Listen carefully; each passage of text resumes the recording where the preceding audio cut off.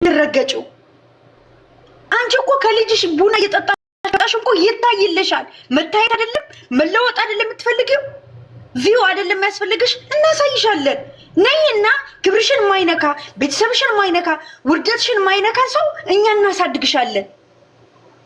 የዛን ጊዜ አንቺ ቪውሽን ከቀነሰ ሰብስክራይብሽን ከቀነሰ ዩቲዩብሽን ካልታየ እኛ እህቶችሽን እንፈርበት፣ እኛ እህቶችሽን ዝቅ እንበልበት።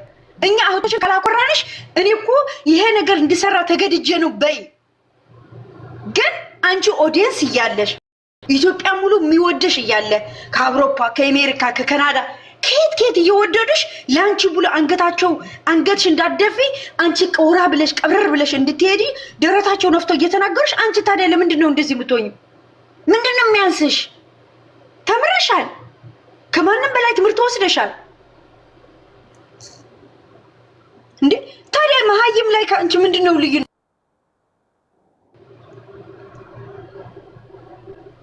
መሀይሞቹ ከአንቺ ልዩነታቸው ምንድን ነው?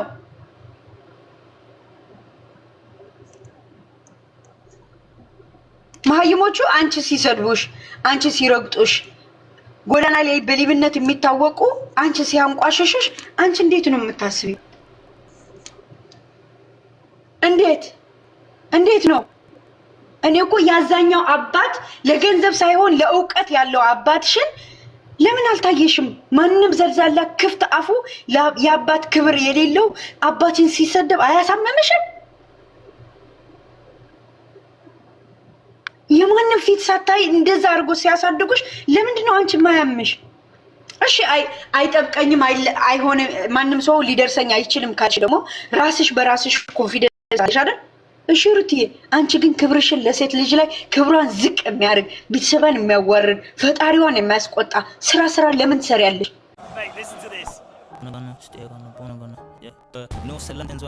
ልድንበት መስቀል አይደለም ያ ነው ወይስ እሱ ነው? እኔም በመስቀል ከሆነ ኦርቶዶክስ ሆነን ፕሮቴስታንት ሆኖ ጴንጤ ሆኖ ሌላም ይሁን መስቀል መድኃኒያችን እንጂ ከበሽታ ከመከራ ከችግር የሚያድነን እንጂ መተት የሚደረግብን በመስቀል የለም። ታዲያ ይሄ ነገር ለምንድን ነው አንቺ የምትቀበዩ?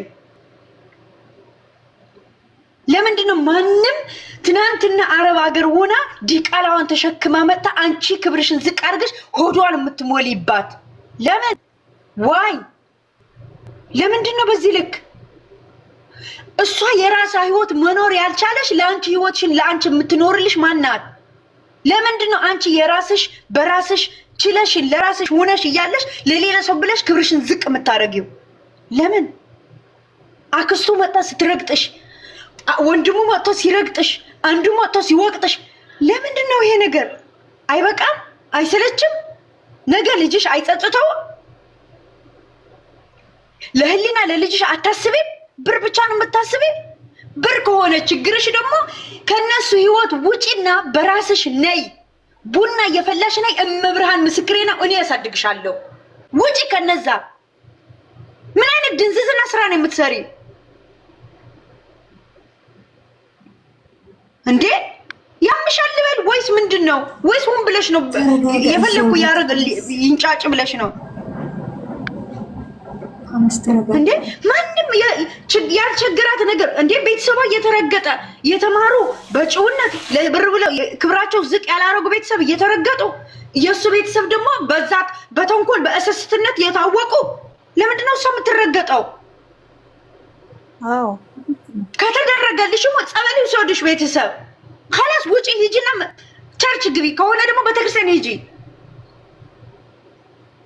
አንቺም ተፈውሰሽ ከሆነ በዛም የምታምነው ሴትዮዋ አሁን ዛሬ መጣ በመተት የተናገረችው የመተት ተፈጥሮ ስላላቸው በዛ ስራ ስለሚታወቅ ከሆነ አንቺም አርጎልሽ ከሆነ ሄድና ግቢ ቤተክርስቲያን፣ ጸበልሽን ታጠቢ፣ ፈጣሪሽን ለምኚ፣ ለትውልድ ጥሩ ነገር አስተምሪ።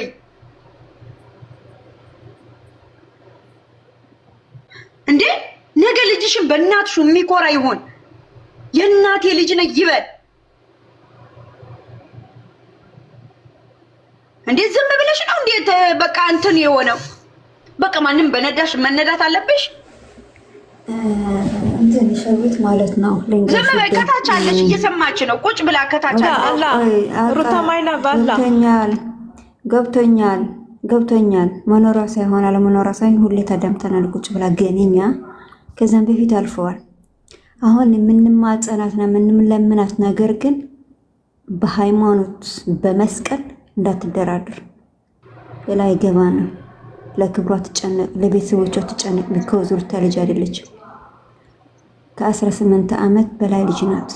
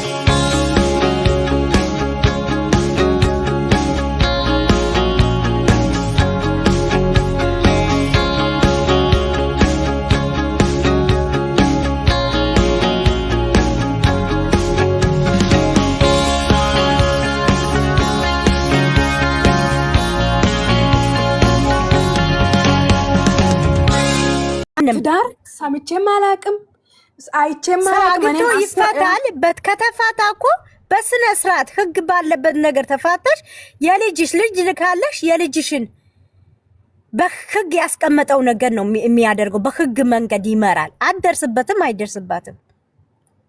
ስለዚህ እቺ ሴት ማለት ነው ተፈታው ያለችው ቀን በንጋታው ጀምራ ነው በተንኮል የመጣች። እቺ ቆሻሻ ማትረባ የቤተሰብ ክብር የሌላት ዘር ማንዘርዋ ሁሉ በዝሙት የተሞላ ዘር ማንዘርዋ ሁሉ በጠንቋይነት ስሜታቸው ያለቀ እነዚህ ቆሻሻ ከኢትዮጵያ ምድር ላይ መድኃኒዓለም ያጥፋቸው። አረነኝ ማጥፋት ነው ለቃት ማጥፋት ነው። እኛ ጸሎታችን እንደዚህ አይነት ዝሙት የምታስፋፋ ሴት በምድር ላይ ያጥፋት፣ ፍሬያማ ሆና አትኑ። አሁን እሷ ማለት ነው ይውልሽ ስምሽን ባላቅም ይውልሽ እህቴ አሁን እሷ ጌጤ ናት። ጌጤ በይልሽ። አዎ ጌጤ ከአብርሽ ምራቅ ራሱ ማርገዝ ትፈልጋለች። ገባሽ? እሷ ሩታ አይሰጣትም። መድኃኒዓለም አይሰጣትም። ባይሆን ካሰብሽ እኮ አይሰጣትም። እሷ አሁን እንደሷ አይነት ሴት ከኢትዮጵያ ውስጥ ጥርግ ብሎ መውጣት አለባቸው። ምክንያቱም ወይ ለባላቸው አይሆንም፣ ወይ ለትውልድ አይሆንም፣ ወይ ለእናትነት አይሆንም። እንደዚህ አይነት ሰው ለትውልድም አንድ ልጅ የሰጣት አንድ ልጅ በትክክል ማታሳድግ እንደ በሽተኛ በኖርማል የተወለደ ልጅ እንደ በሽተኛ አርጋ ያስቀመጠችው ህፃን ልጅ እሷ ሁለት ልጅ ይሰጣታል እግዚአብሔር። በዛው ተንኮል አስባ በዛው በእግዚአብሔር በሰራው ነገር ጣልቃ ገብታ እኔ እግዚአብሔር ነኝ ብላ በእግዚአብሔር የሰራው ልጅ ሰው ሰራሽ አይደለም እኮ እንዴ ሚያየው አይኑ ያስጨፈር ቆይ ሚያየው አይኑ ያስጨፈነችው የሚሰማው ጆሮ እኮ ያዘጋችው ሚናገረው አፉ እኮ እንደ ዱዳ ያረገችው ሴት በእግዚአብሔር ስራ ጣልቃ የገባች እንዴት እግዚአብሔር ልጅ ይሰጣታል? በአብርሃም ሁለት ጊዜ አይሰጣትም፣ አያደርገውም። እግዚአብሔር እኮ ያውቃል፣ እንደ ሰው አይደለም እኮ ማሻአላህ። ስለዚህ እግዚአብሔር አሁንም ዛሬም ነገም ቢሆንም በተንኮል ያሰበችው ፍሬዋ አጭር ያደርገዋል። የሷ ነገር ማለት ነው ፍሬዋ ባጭር ነው የሷ ነገር። ስለዚህ በጣም ታስጠላው። ሰው የዘራው ነው የሚያጭደው። እሷ ያሁን ጀግንነቷ ያሁን ሴትነቷ አስባ ጀግና ነኝ ብላ ካለች በትንሽ ጊዜ ቀናትም አይፈጅበትም እግዚአብሔር አውድቶ አንገቷ እንደሚያስደፋ እርግጠኛ ነኝ። ምክንያቱም የሰው ሁሉ እንባ እግዚአብሔር እኮ ያንዳንድ ሰው እኮ እንባው እኮ ይሰማል እኮ። እኛ እኮ እኔ በተናገርኩት አይደለም እግዚአብሔር ስራው የሚሰራ እግዚአብሔር ስራው ራሱ ደግሞ የዋህ ነው። ወቂ ይሄ ልጅ ደግሞ የዋህ ነው። በየዋህነቱ ነው እንደዚህ የተጫወቱበት። ገባሽ? እሷ ቡዜ ላይ ራሱ እንዴት እንደምትወራጭ አላየሽም እንዴ? የባላው እህት ላይ ራሱ ክብር ቢኖራት እኔ ራሴን በራሴ ማደርገውን ማለት ነው። በመጀመሪያ ሰዓት በጣም ይሰጧትና ሰገዱላት። ገብቶሻል? ሄዶ ቤተክርስቲያን መስገድ ትቶ ለሩታ እየሰገዱላት ስለሆነ ለዛ ነው ንቃቸው ነው። ባትንቃቸው ኖሮ እኮ ይሄ ነገር ልጁ ባታደርገው ነበር ነው። እርቃም ቪዲዮ ባታነሳው ኖሮ ነበር። ቤተሰቦቻቸው የአብርሃም ቤተሰብ የሚባሉ እውነትም ከሆኑ ነው እኮ ቢሆኑ ኖሮ አሞት ቢኖራቸው እንደዛ ባታደርግ ኖሮ ነበር እቺ ልጅ ማለት ነው። በተሰራ አንድ ሰው ምትፈራ ቢሆን እንኳን ከመፍራት ተይና ለአባትዮ ክብር እንደሌለ ለእናትዮ ክብር እንደሌለ ነው። እናት እኮ የፈለገ ቢሆን እኮ ይሄ ነገር ሚዲያ ባታየም በጎረቤት እኮ ልትሰማ ትችላለች። አብርሃም እንደዚህ ዘመኑ ከባድ ነው ለእነሱ እንኳን ክብር የሌላት ሴት ናት እቺ ማለት ነው። ለምን አይምሮ በጠንቋይ ስለሆነ የራሷ አይምሮ ራሱ እሷ ሳይሆን የምትቆጣጠረው ጠንቋይ ነው የሚቆጣጠርላት። ይሄ ቡዜ ማለት ነው ሀያት ቡዜ ማለት ነው። ያኔ ከአብርሽ ጋር ቤት ድረስ ሄደው ቪዲዮ መላመላ ብሎ ከእጃቸው ካጠፋ በኋላ ቡዜን ይዞ ለምንድን ነው ዋሸሽኝ? ቡዜ እኮ አለቻት ለምንድን ነው የዋሸሽኝ ስትል እሱ ካጠፋው ጥፋት እኔ ምንም አላጠፋውም እውነቱ ስነግርሽ የዛን ጊዜ ነበረ በጥፊ ማንደድ እሷን ማለት ነው። የዛን ጊዜ ነበረ ለንጋርሽ ውዴ እዚህ ጋር ልመልስልሽ። መጀመሪያ እኮ ሀያት ይጠይቃል ነው ማለት ነው። ለማድረግ ልብ ይጠይቃል። ይሄ በትክክል ይጠይቃል። ምን ሆናችሁ ነው እናንተ? እኔ አሁንም ቢሆን አብርሃም ራሱ ፊት ባይሰጥ ወንድ ልጅ ነው አይደል እንዴ? ምን ሆነሽ? እኔ እኮ ወንድሞች አሉ ሚስታቸው እንዴት እንደሚያስተዳድሩ በደንብ ነው የማውቀው አይደል እንዴ? አብርሃም ሚስቱ አይደል እንዴ? በየሚዲያ እየወጣች ስታዋርደው አንድ ቀን በጥፊ መምታት ያቃተው እኔ በጣም ነው የምናደደው። በዚህ የምን አባቷ ነው መሽለጥለጥ? በደንብ መርገጥ ነው። ቤት አስገብቶ በዱላ አህያና ሴት ካልተመተች አትስተካከልም ይባላል። እኔም ሴት ነበር ግን በዱላ ማሬ ንገርሽ አብርሃም ሀያቲ እዚህ ጋር ልመልስልሽ። አብርሃም በጥፊ እንዳይላት 28 ሰው አላችሁ ኮምቢኒንግ አድርጉ ሰው ይምጣ ውዴ።